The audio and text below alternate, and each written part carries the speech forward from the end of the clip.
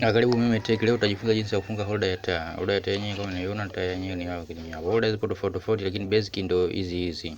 Frame zake tu zinabadilika, lakini basic ndio hivi. Ufungaji ndio huu, taa yote ile. Na hapo ni utani. Waya wetu tunatumia ni mbili hizi. Waya ni moto na unarudisha moto, phase na neutral yake. Au live na neutral yake. Unaifungua taa yetu vizuri kabisa. Unaifungua taratibu.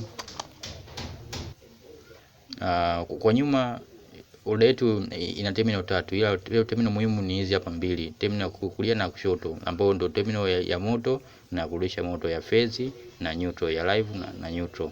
Hao wengine wanaitaga positive na negative, ila hiyo ni upande wa electronic.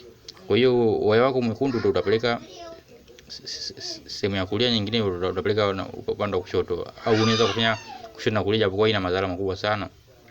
Na upande wa pili ni kwa ajili, kuna terminal mbili ya kwa ajili ya kuwekea ile taa yako, balbu yako utaweka kwa hapo, na inakuwa imefungwa vizuri. Hiyo mimi nimeifungua na holder yako na taa yako kwa nyuma inakuwa ina terminal za kushikilia pale kwenye holder, na inashikilia vizuri tu. Kwa frame huwa zinakuwa zimebadilika. Kwa hiyo ni ufungaji wake ni rahisi sana, ndivyo hivyo tu.